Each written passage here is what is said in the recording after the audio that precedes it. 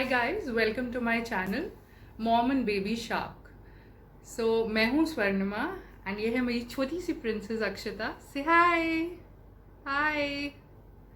सो आज हम बात करेंगे कि एक न्यूबॉर्न के हॉस्पिटल बैग में क्या क्या चीज़ें कैसे जानी चाहिए और कब जानी चाहिए। हाँ, तो वीडियो शुरू करने से पहले छोटी तीनों मिनी सी प्रिंसेस को बाय बाय करेंगे, वरना ये हमको वीडियो नहीं बनाने देंगी। स्टार्ट करते हैं कि कब ये बैग बन जाना चाहिए। तो अराउंड 37 वीक पे हमारा फीटस फुली मेच्योर हो जाता है। हमारी डिलीवरी भी 37th वीक के बाद कभी भी हो सकती है। 35 36 वीक्स के बीच में हमें कोशिश करनी है कि हम पूरी तरह से प्रिपेयर हों अपने बैग के साथ। तो चलिए स्टार्ट करते हैं कि हमारे न्यूबॉर्न के बैग में जाएगा क्या क्या। उससे फिर हम बात करेंगे कि हम उसको ऑर्गेनाइज कैसे करें ताकि जो हमारे साथ हैं उनको बहुत आसानी से और आराम से सारी चीज़ें मिल जाएं। सबसे पहले हम स्टार्ट करेंगे स्वॉडल से।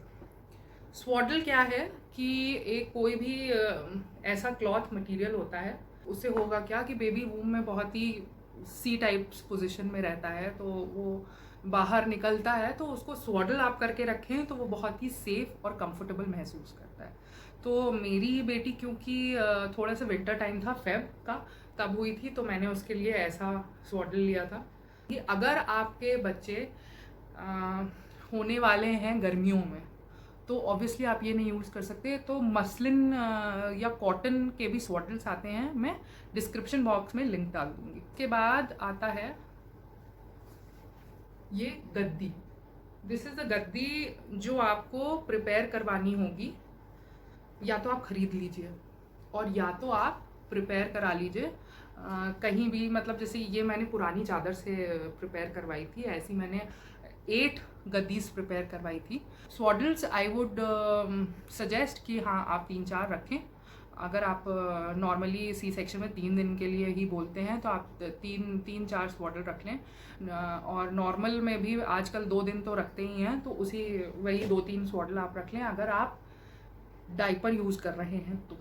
अगर आप डाइपर नहीं यूज़ कर रहे हैं तो ऑब्वियसली इन सब सामानों की जो भी बच्चे की बॉडी पे जाएंगे उसका नंबर ऑब्वियसली ज़्यादा हो जाएगा।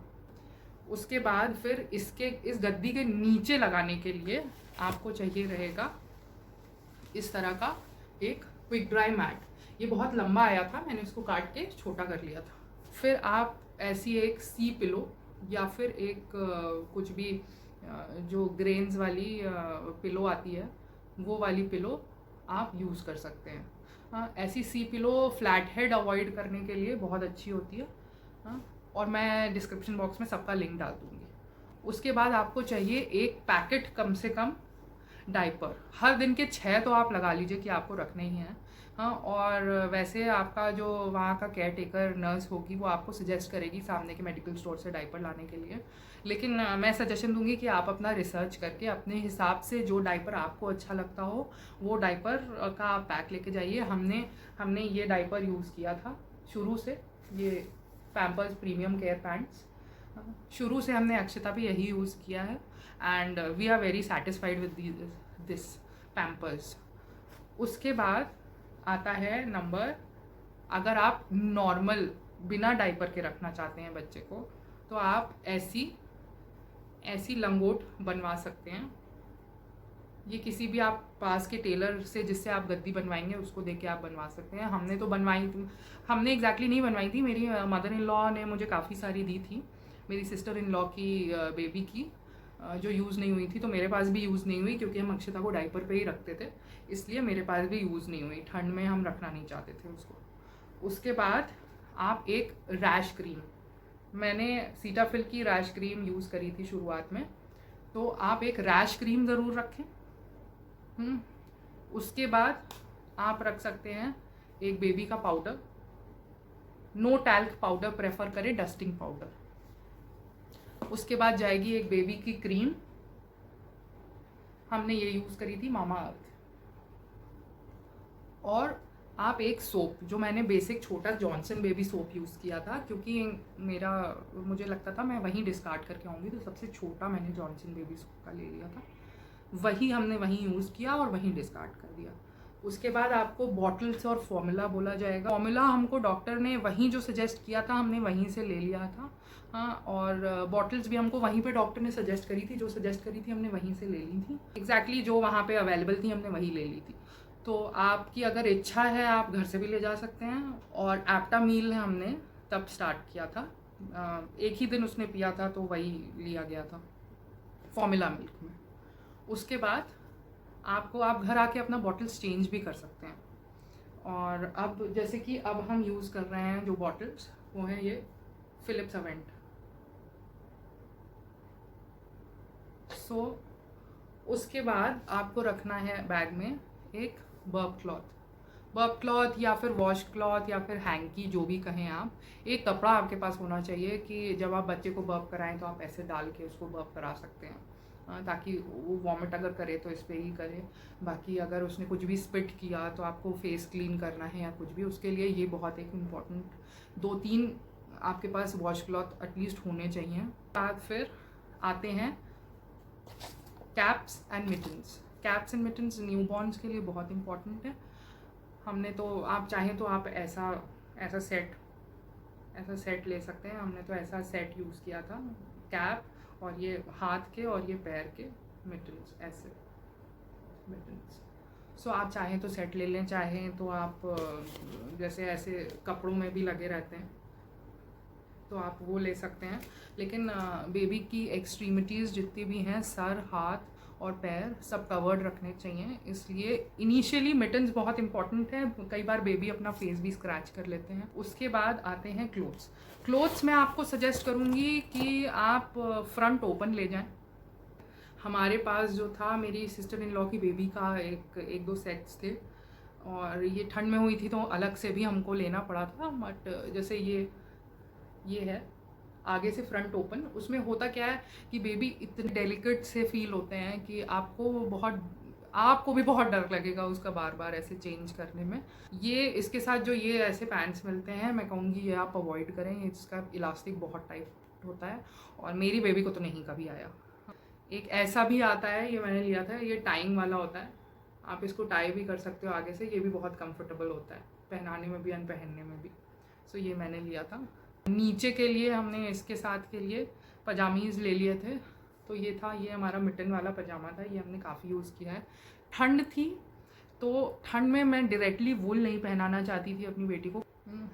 ये थोड़ा सा वार्म रहता है। एंड साथ में आप ऐसा भी यूज़ कर सकते हैं, ये फ्लीस वाला सेट भी आप यूज़ कर सकते हैं। जो फ्लीस वाले हमने अक्षता के लिए फ्लीस वाले सेट यूज़ किए थे, ये मेरी बहुत अच्छी फ्रेंड ने मुझे गिफ्ट किया था। सो अक्षता के होने से पहले ही। सो ये हमने बहुत यूज़ किया है। उसके बाद आप स्लीप सूट्स भी यूज़ कर सकते हैं। इसके सिवा वाइप्स जाएंगी बेबी बम के लिए। इस पे मेरा सजेशन है कि आप अल्कोहल बेस्ड वाइप्स मत यूज़ करिए। हमने अक्षता के लिए जो वाइप्स यूज़ करी थी वो थी बेसिकली नॉर्मल कॉटन, पानी में भिगो के आप उससे वाइप करिए, बिल्कुल परफेक्ट रहता है। अल्कोहल बेस्ड वाइप्स थोड़ा सा ड्राई करती हैं। उसके बाद आप पैसिफायर रख सकते हैं। पैसिफायर हमने तो नहीं यूज़ किया था, लेकिन हाँ, अगर आप यूज़ करना चाहते हैं तो आप ज़रूर रख सकते हैं। चलिए अब बात करते हैं कि हमको कैसे ऑर्गेनाइज़ करना है। सो ऑर्गेनाइज़ करने के लिए ऐसा नहीं है कि आपको कुछ बहुत बड़े बड़े ऑर्गेनाइज़र्स यूज़ करने हैं। मैंने जो ऑर्गेनाइज़र्स यूज़ किए थे वो ऐसे ट्रैवल बैग्स थे, ऐसे ट्रैवल बैग्स। तो इसमें मैं अक्षता का डायपर अभी भी रखती हूँ, उसके क्लोथ्स अभी भी सेव करती हूँ। लेकिन मैंने क्या किया था, डे वाइज सेट बना के कि किस तरह से कौन कौन से दिन उसको कौन कौन सा पहनाना है, मैंने उसके हिसाब से उसके सेट्स आप डिवाइड कर दीजिए। आप भी डिवाइड कर सकते हैं। इस तरह से आप एक दिन का एक सेट बना लीजिए। अगर आप डायपर पे नहीं रख रहे हैं तो आपको सेट्स ज़्यादा लगेंगे। अदरवाइज 3 दिन के 3 सेट्स, एक एक्स्ट्रा सेट और एक आप होम कमिंग सेट यूज़ कर सकते हैं। उसके बाद फिर आप डाइपर्स के लिए एक पैकेट रखिए ताकि उसमें से ही डाइपर यूज़ हो। मेन जो पॉइंट है इसका वो ये है कि आपको क्या करना है, आपको सारी चीज़ें सेग्रीगेट करके रखनी है ताकि जो निकाले वो एक बार में सब जो सामान है वो निकाल के यूज़ कर ले। उसमें आपसे पूछने की या कुछ हैज़र्ड चीज़ें होने की ज़रूरत ना पड़े। तो जितनी भी बेबी का स्किन केयर का सामान है वो आप एक छोटे पैक में रखें, चाहे पॉली बैग में रख लें। कोई ऐसा नहीं है कि बहुत आपको हाई फाई स्टफ़ चाहिए ऑर्गेनाइजेशन के लिए। हाँ, आप पॉली बैग में रख लें।